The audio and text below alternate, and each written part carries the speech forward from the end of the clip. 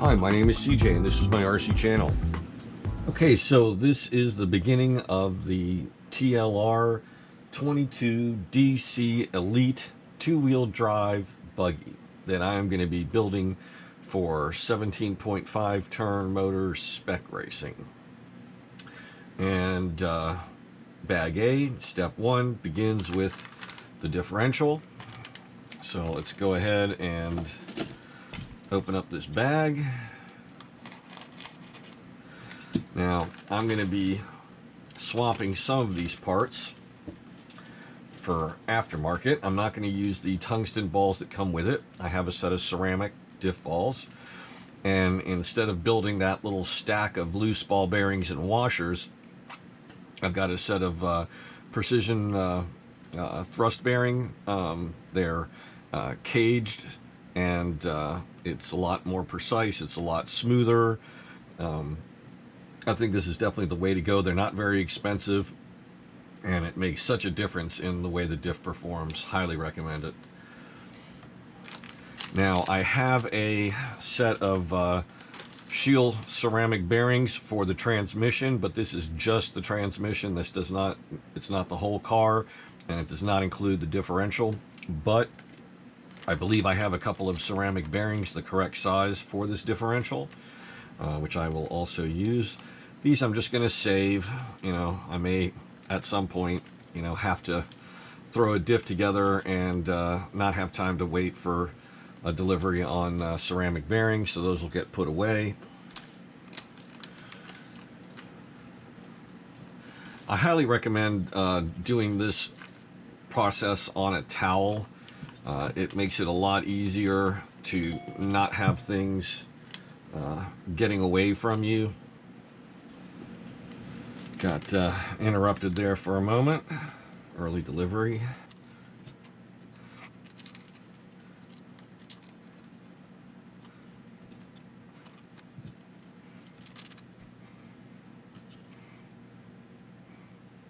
Yes, these are the same size bearings, so I'm going to go ahead and use these ceramic bearings instead. I'll go ahead and save these along with the washers. As I said, you never know when you might have to put one of these things together and do a quick rebuild. Let's see. These little parts boxes can be really handy also for just situations like this where you've got a couple of items that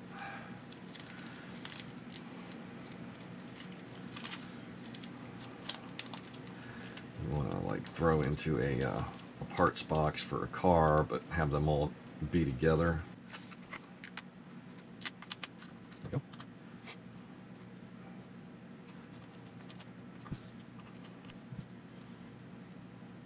Anytime you're dealing with loose bearings, when you've got a tab like this, in fact, any kind of small part, always check. Sometimes things will get stuck up here in between the cardboard.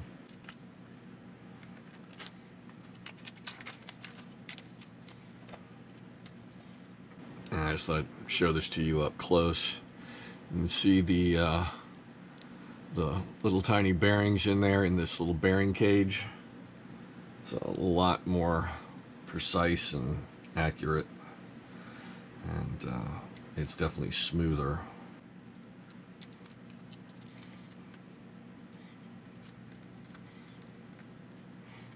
See, and unlike the regular setup, these washers have like a concave bevel cut into them, a track for the bearings to roll in. That again makes them run smoother and better.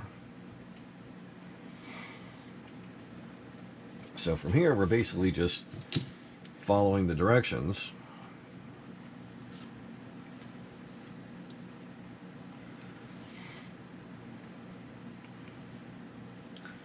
Make sure you identify these correctly and use the right ones.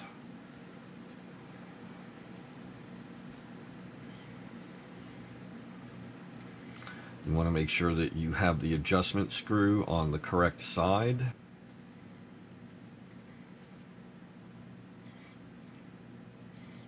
You don't want a lot of grease on this inner side here.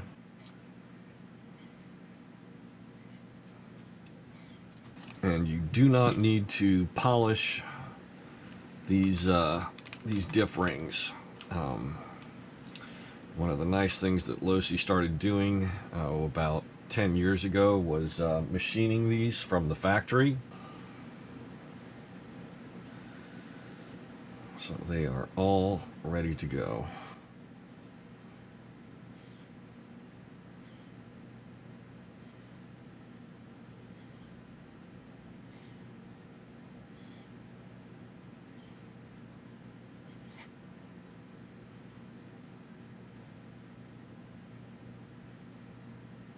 And don't forget to exercise the spring.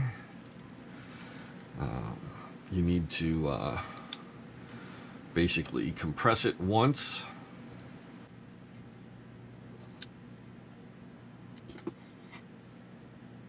Let's see.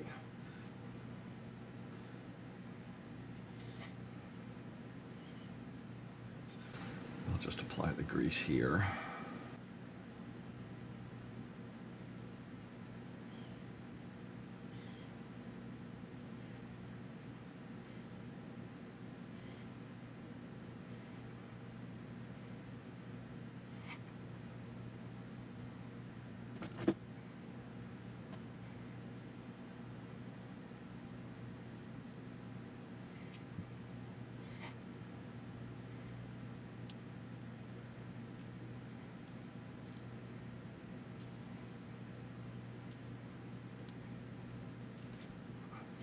The way I usually do it is I just squirt a little blob of grease into each of these holes.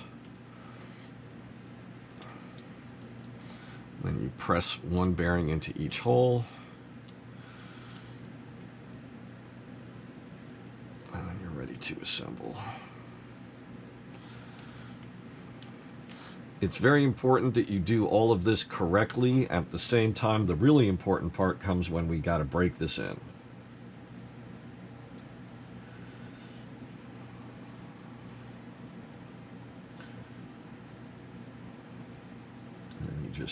You can use the tip of your fingernail or the tip of a wrench and press the bearings in place.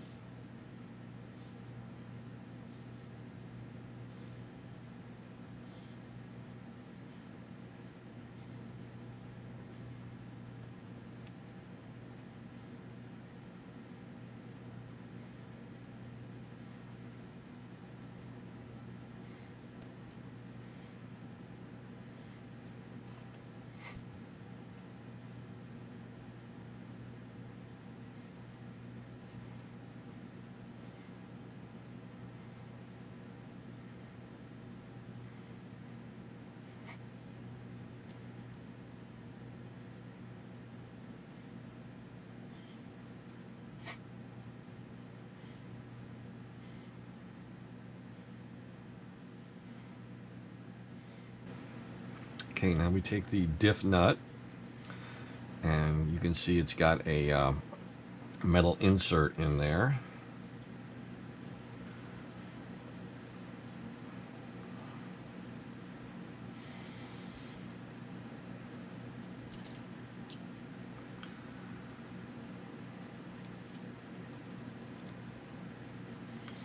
Wait, I have not put my spring in.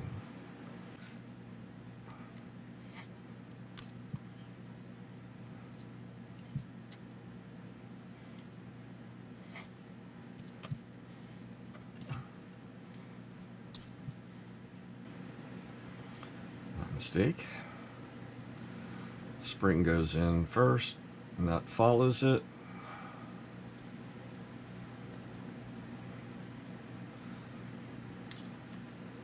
Go ahead and push that down.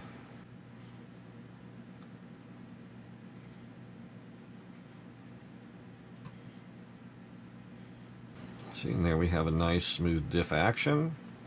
You don't want to tighten this down very far because you're going to be adjusting it later.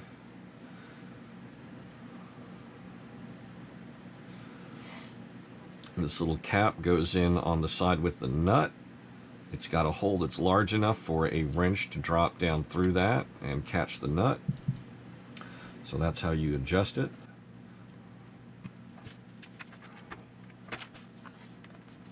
Okay, now they tell you to tighten the screw down and back off 1/8 of a turn. I don't usually do that. Usually I wait until I've got this in the vehicle and such and I'm ready to break in, because you might like put this diff together and then not run the car for a couple of weeks and you've got a lot of pressure on the diff balls and you haven't broken anything in yet, and that's not necessarily a good thing. So I would keep it reasonably loose, because the first thing you're going to do after when you're ready to tighten this thing up and break it in is you're going to put a wrench in there and you're going to tighten it up all the way, and then back away from there. So doing it before you've put it in the car isn't necessarily worthwhile in my opinion. Just make sure you don't run it or anything silly like that until you've actually adjusted your differential. Otherwise you're gonna wreck the diff. You'll bark it and that'll be that. So now we're gonna start putting together some turnbuckles, and I have a let's see. Okay, here we are with bag B.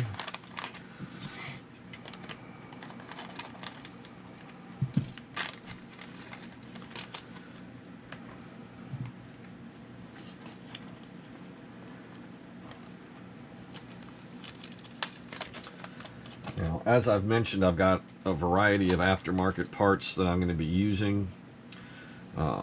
This is for our steering linkage. See, these are have holes through them so you can make adjustments. These do not, and so I prepared for that by purchasing this. This is a kit. It works for all 22s, and the ball cups have a hole in the top, so when you need to move a ball stud from one location to another, instead of having to pop these things off of the ball cup off the ball stud, potentially loosening it every time you do that, you just stick a hex wrench through the top of the ball cup, loosen the ball stud, move it to a new location, tighten it back down.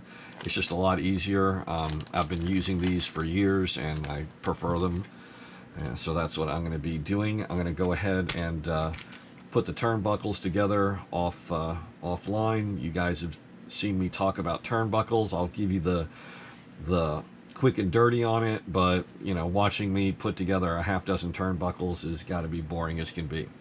So I'll just do that off cam and give you a few tips. Okay, so turnbuckles are done. As I've said on many videos, there's a marker which determines the direction of your rotation. You want all of your markers pointing the same way.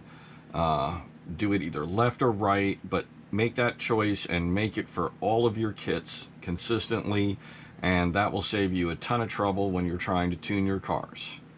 So I've gone ahead and put together all the turnbuckles. We got the diff built. The next step is bag C, which is our shock absorbers. I've got a couple things coming in this morning's mail, so I'm going to go ahead and set this bag aside and just move forward on without the shocks.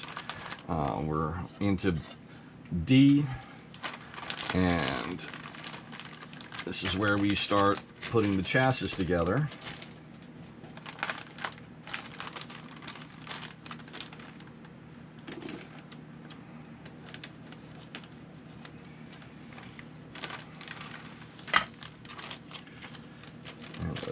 Our first items are our side rails. I believe they're officially called mud guards.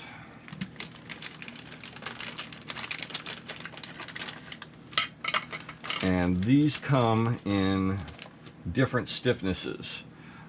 Believe there are 3 stiffnesses altogether. There is the soft, there's the standard, and then the stiff sole. The stiff sole is what comes with the kit. So if the kit starts feeling a little too tight, one right off the bat way to start changing the feel of the vehicle is to swap these for the mid-range or soft. And another thing to do is change the waterfall, which is also stiff sole. So it's the stiffest, so the kit is going to be the most reactive. And the front and rear end are going to feel the most connected. And that's kind of something you've got to feel. These parts are not expensive. The different pairs of these run about $9 a pair, $10 a pair.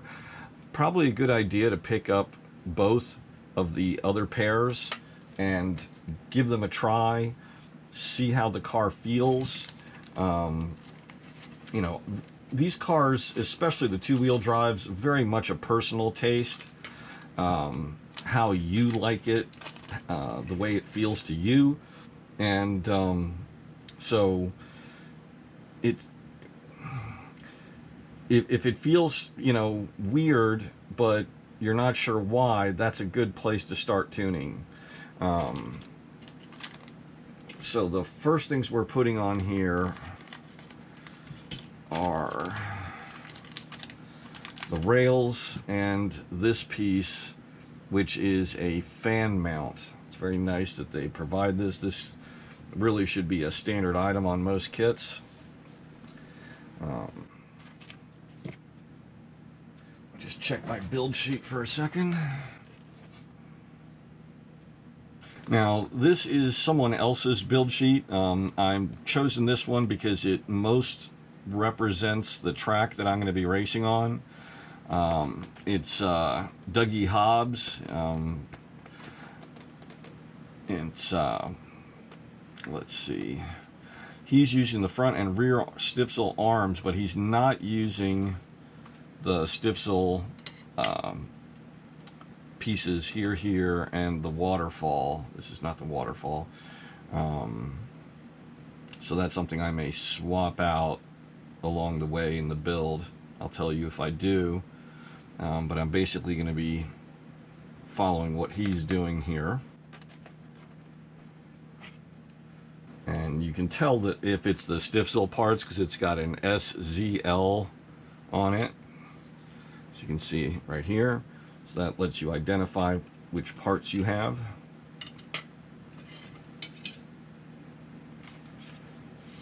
So we're going to be putting that together in a minute.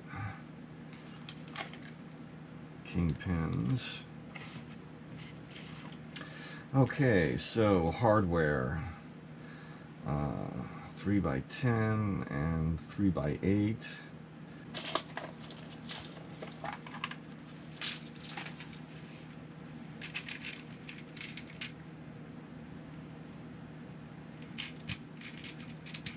And yes, I am pulling out titanium hardware because I would rather add ballast later and do it as low as possible, like with the one of the items we have for adding weight to these chassis is these. It's 19, 26, and 37 gram respectively brass plates that you put underneath your battery. That puts your weight as low as possible and center in the vehicle. These are really nice TLR part, and a lot of drivers run one or more of these, as well as this, which I'm going to be running. This is a the C pivot block in brass. That's the pivot block that goes here in front of the rear suspension. And that is right off the build sheet. So let's Okay, so the two long ones are our forward-most, and the rest are the shorties.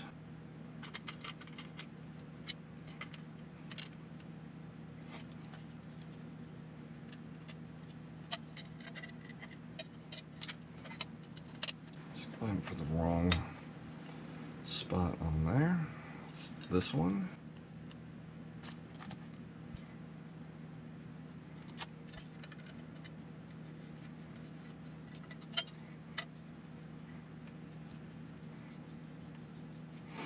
I really should be tapping these. I'm going to go ahead and do that real quick.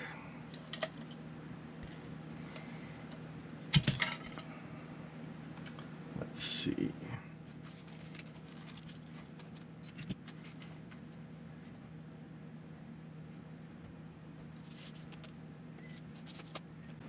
I'm going to go ahead and pause up and do that.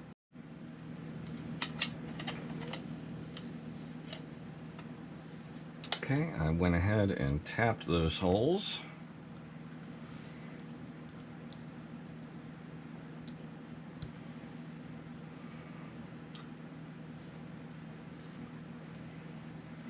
And the stiffsel is really, really stiff. I used a powered screwdriver to tap these because they are just so hard to drive a screw into, and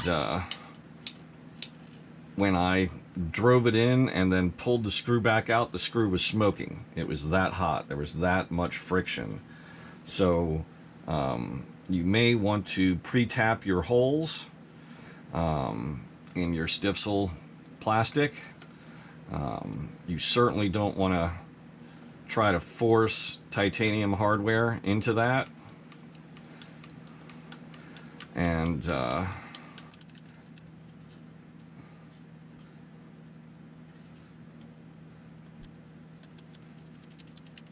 it will make putting it together and taking it apart easier if you pre-tap these parts.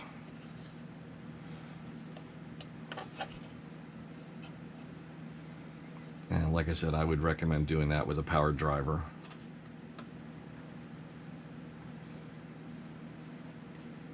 Because you will wreck your wrist trying to drive all these screws into this really stiff plastic. However, once it's tapped, the titanium hardware goes in reasonably easy, and it's going to make it a lot easier to remove. When I did order both sets of side rails, I think. So when they come in, that will be even the soft one. The first thing I'll do, you hear that?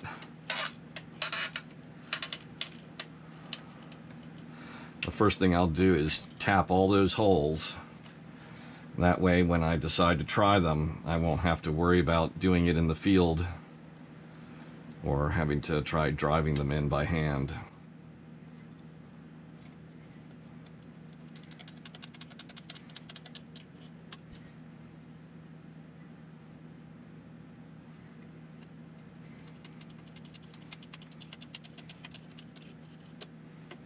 Okay, and this piece, I went ahead and I tapped that, but I didn't tap this, and this is the mount for a fan, so I'm going to go ahead and tap that up real quick. I'll show you how I do that.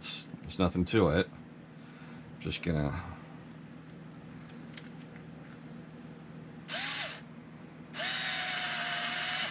drive the screw all the way through it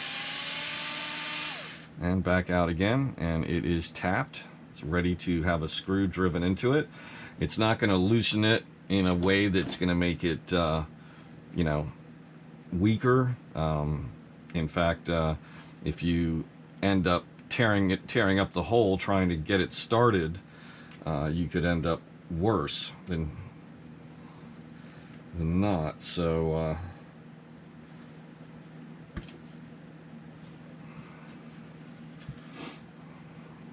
See, that's going to be hard to reach without a very long screw once this is screwed down.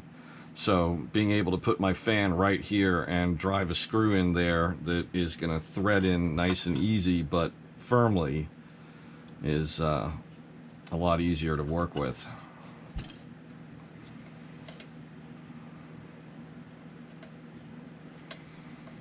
I think, as you can see from the amount of effort it's taking me to get these screws in, the amount of squeaking going on and whatnot, that I haven't weakened them at all by pre-tapping them.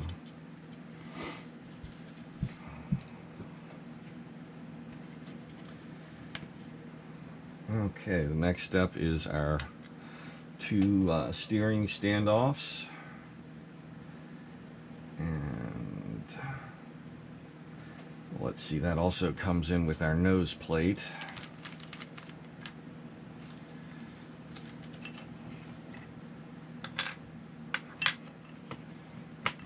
And these are our two option parts. Let's see what we're... Check the build sheet here, see what we're using. Oh, let's see. Okay, Kip Shims. He is not using the 1mm, he's using the 2mm, which is this one. Some people use both of them together, some people use the brass, some people use the 20-degree wedge to get even more kick. For his build, he's using just the 2mm. So this piece gets saved for later. Okay. And we need two M3x16s. And fortunately, I have to.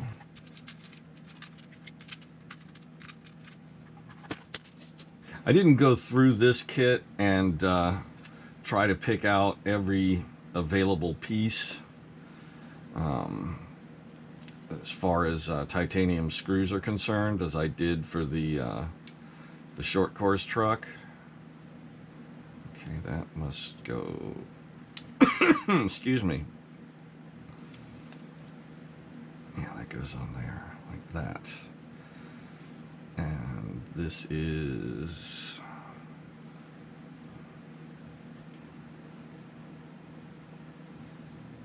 That's interesting. There's a 25 on here, but I don't think that's what it is. I think this is the yeah, it's a 2mm. It says 25 on it, but it's not a an angled piece.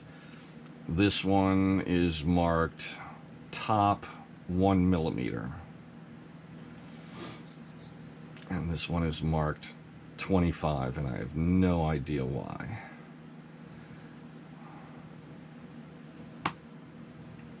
Because you can even see in the picture that it looks like it's got a 25 on it. That's just weird.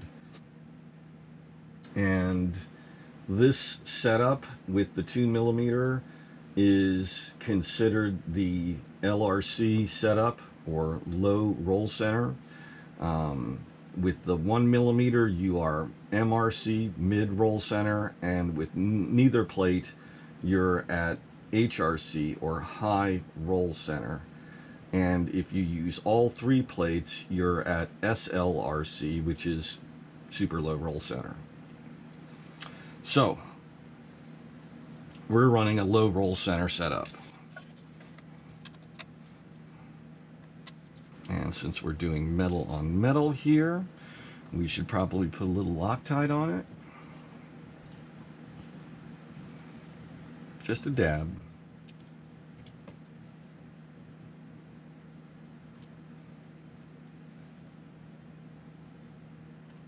Now, I'm not sure if this hex needs to be in a particular position for the piece that's going to sit on top of it, so I'm just going to do it finger tight for the moment, and we will figure that out in a moment or two.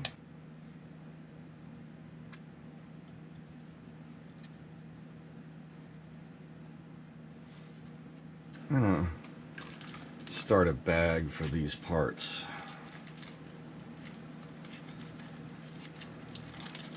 And I'm trying a new radio with this kit. I'm also going to be running that radio on the the Techno short course truck.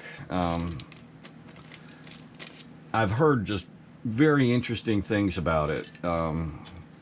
It's Fly Sky, and I've had a Fly Sky, was it a 6-channel that I ran the software patch on it that turned it into a 10-channel.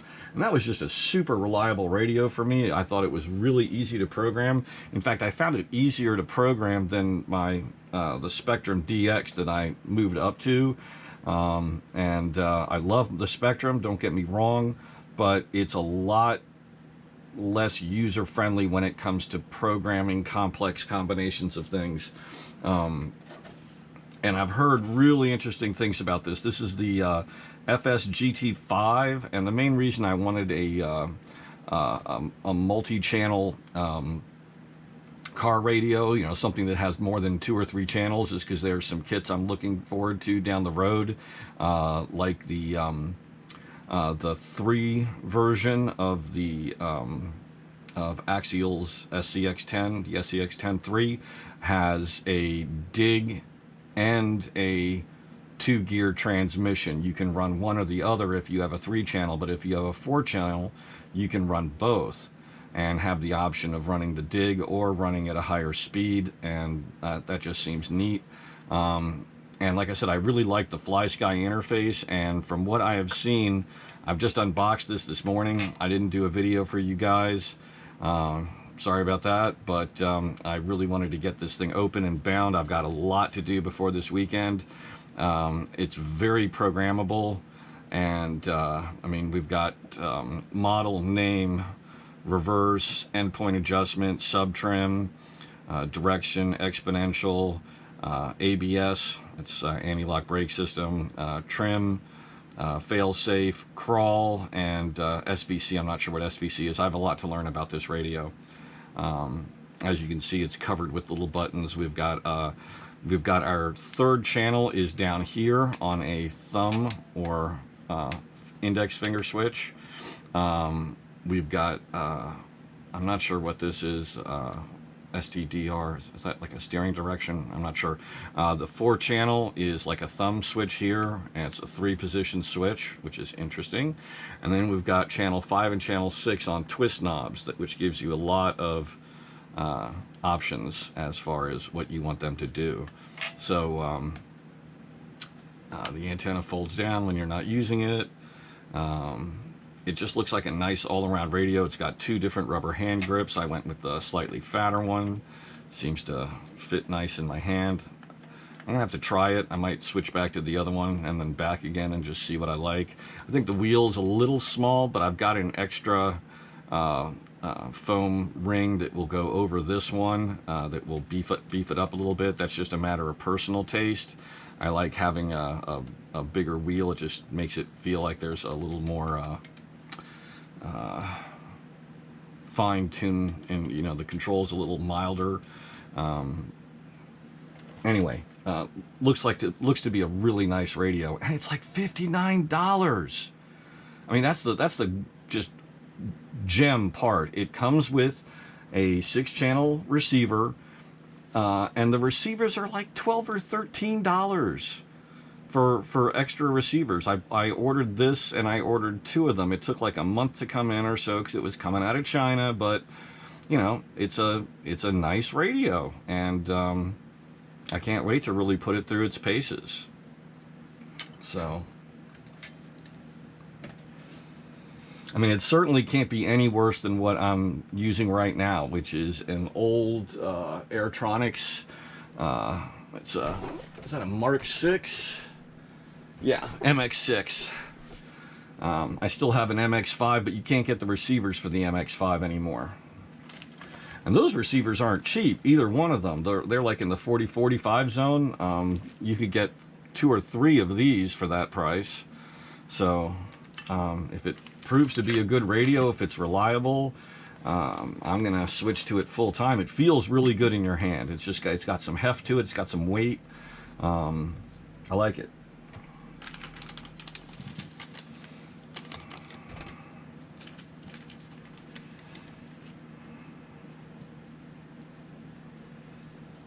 Oh, that's nice. These are aluminum. There should be another pair of them. Maybe they're elsewhere. I ordered a set anyway, so I'll have spares. Okay. This block right here, there's this little insert for it, and that's where our ball studs screw into. So you've got a position here and a position here, but there's another option piece that has the hole in the center. So that actually gives you 3 positions to choose from. That's a nice granular change in the length of your camber link. So let's see.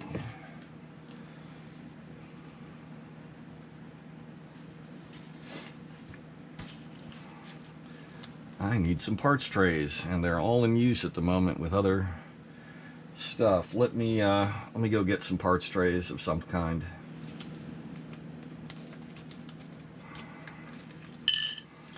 Just raiding the wife's Tupperware.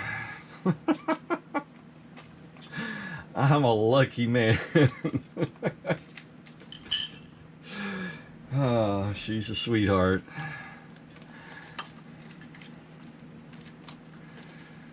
Lets me get away with ridiculous stuff. Besides, I'll just run it through the dishwasher later. She may never even know.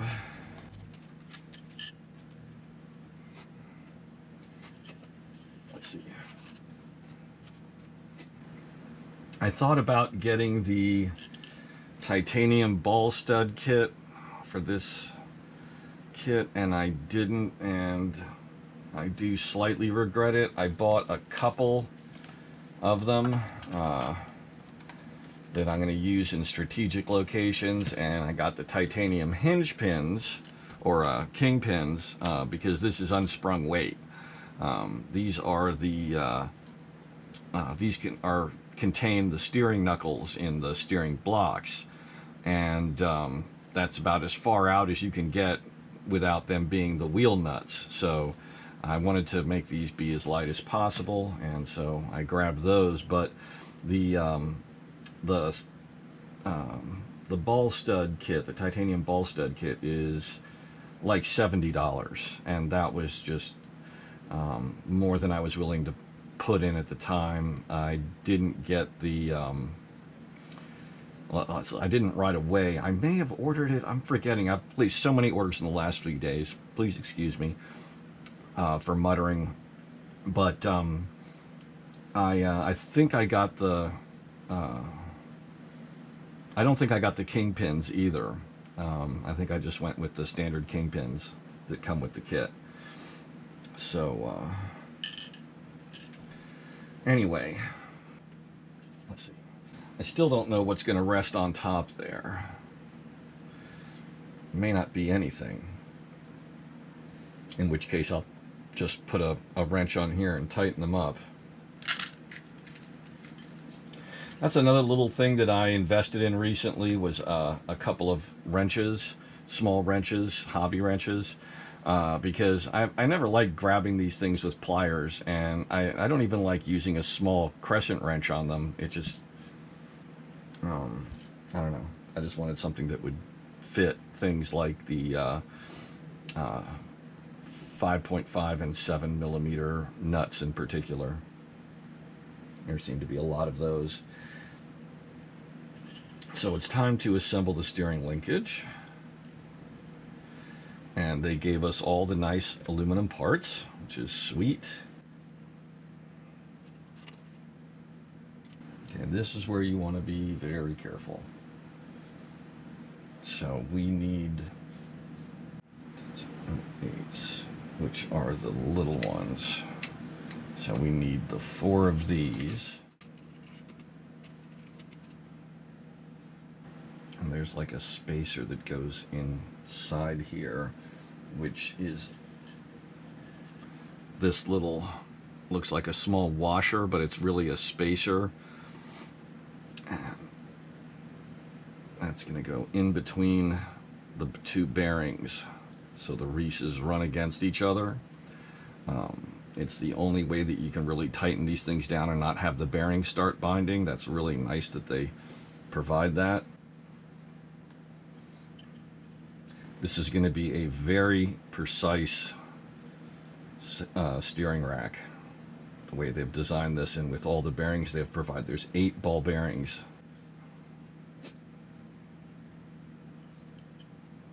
And we're definitely going to be using some Loctite here. And orientation is very important, so watch what you do. So those are going to go on there like that. We have these little partially bushed screws, and that's definitely a place for some Loctite. Are those? Nope. They're 2mm.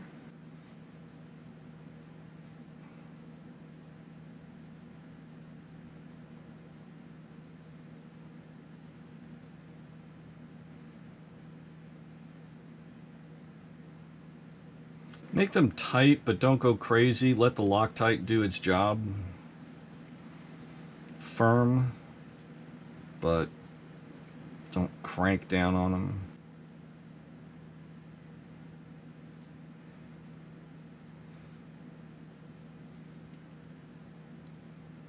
So everything moves nice and smooth.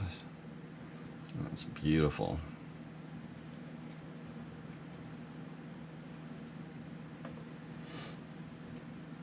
Okay, so we need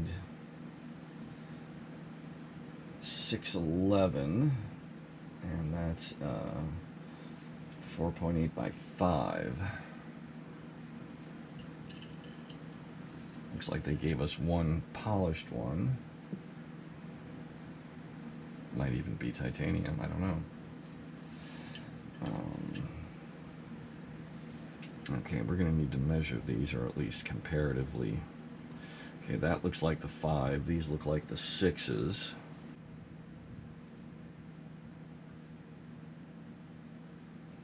Okay.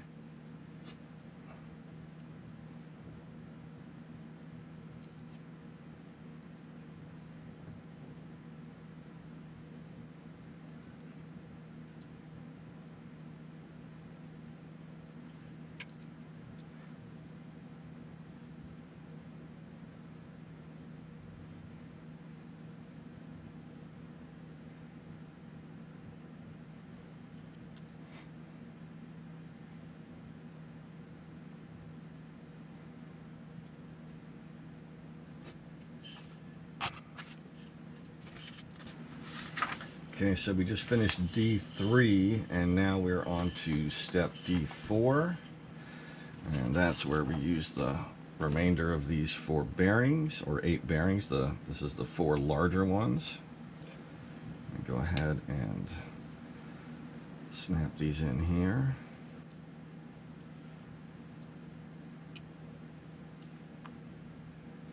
And since they are just going to go right down on top of those, there's no need to there's no part that's got like a hex fitting that's going to go down on those. The bearings just rest on top there. So let me go ahead and tighten these a little more.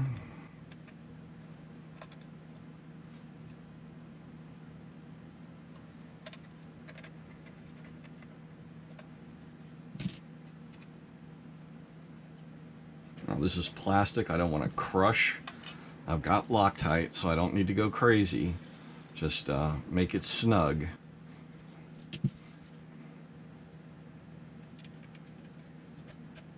There we go. There's our steering rack. That's D4 done. Okay, on to D5. This is where these really long ball studs come in. And I seem to be missing one. It's probably out here. There it is. It's in the tray. Okay, this is a place that I need to check my build because this is a fitting. So, no spacers, and let's see, camber link inner number 2, which is the middle, and I don't have the part yet. It's on its way. Damn. I hope you enjoyed this video. Please click like and please subscribe to my channel.